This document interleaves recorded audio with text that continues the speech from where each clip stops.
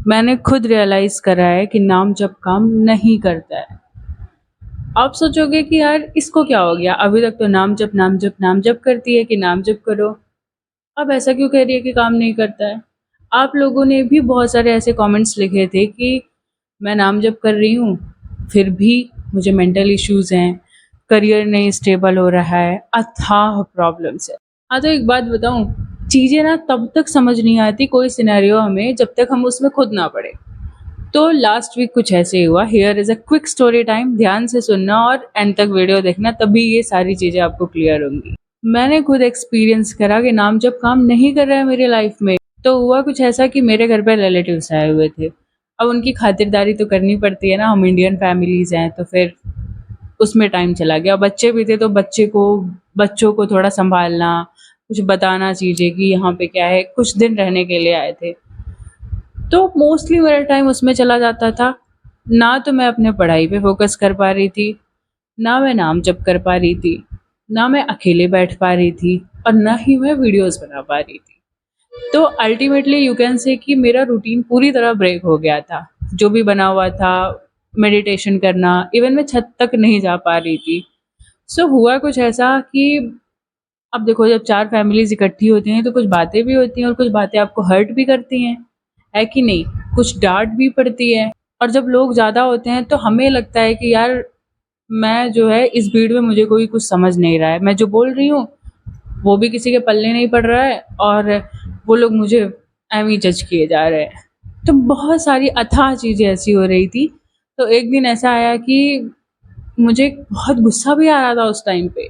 मैं किसी से बोलूँ ही ना, इतनी गुस्सा आ रही थी, ये कंट्रोल ही नहीं हो रहा था। और आउट ऑफ दैट एंगर मैंने लोगों को रिप्लाई भी कर दिया।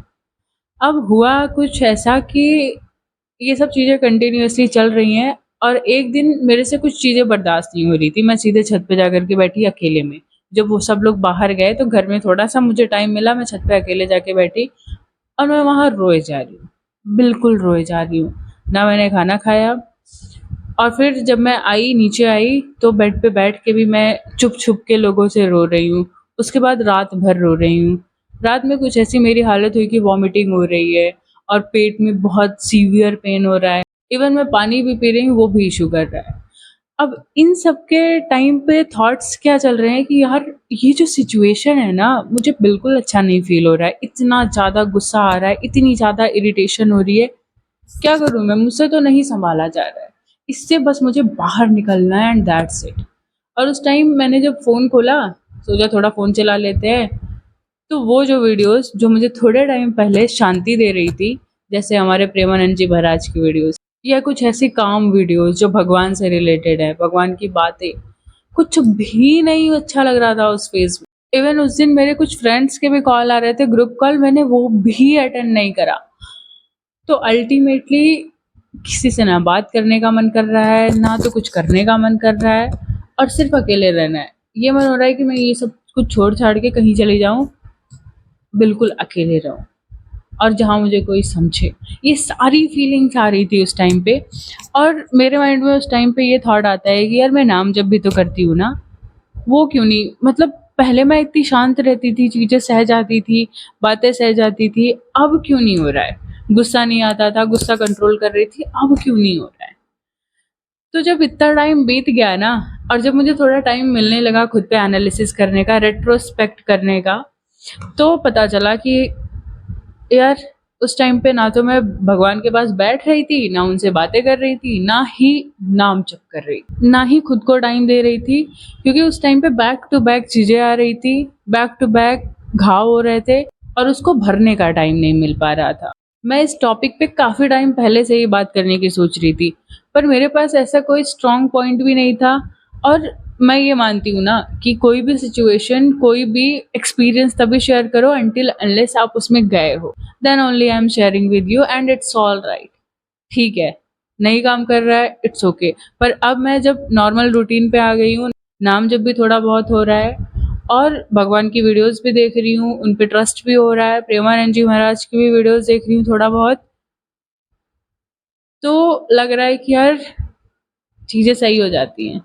और एक बात है यार कि अगर चीज़ें एक ही जैसी होती रहें, लाइफ में एक ही जैसी कंडीशंस चलती रहे, सिर्फ आपको खुश खुश खुश खुश ही रहना रहे ना, तो फिर लाइफ का मज़ा भी नहीं आता है। लाइफ का मज़ा भी तभी आता है जब थोड़ी सी उसमें नमक और मिर्ची पड़े। और हर एक कंडीशन भगवान से पास होकर के आती है, और जो वो करते हैं वो हमारे अच्छे के लिए करते हैं। एटलीस्ट मुझे ये चीज़ तो रियलाइज़ हुई ना कि भाई अगर मैं नहीं करूँगी ना तो फिर से मैं गिर जाऊँगी। अगर मैं नाम जप नहीं करूँगी तो फिर से मैं उसी दलदल में गिर जाऊँगी, मैं खुद को कंट्रोल नहीं कर पाऊँगी, गुस्सा आएगा। और ये सारी चीज़ें ना प्रारब्ध का हिस्सा होती हैं, हमारे ही कर्मों का फल है। तो नाम जप, व्हाट प्रेमानंद जी महाराज सेज कि सीधे से पूरा नहीं काट देता है। हमारे पुराने जन्म में कितने सारे पाप है, पहले वो पापों को नष्ट करता है, जो पीछे प्रारब्ध है उनमें जो हमने बुरे कर्म किए हैं उसको खत्म करता है, इरेज करता है। और फिर एक पॉइंट ऐसा आता है कि जहाँ पे आप पूरे पीसफुल में चले जाते हो, शांति हो जाती है आपके लाइफ में, तब लगता है कि हाँ, काम कर रहा है। पर इस कंडीशन में एक स्पेशल चीज़ जो मेरे साथ हुई ना, कि मैं निकल गई इससे। और शायद यही नाम जप का इफ़ेक्ट है, जो मैं आप लोगों को बताना चाहती हूँ कि एवरीथिंग इज़ ऑलराइट।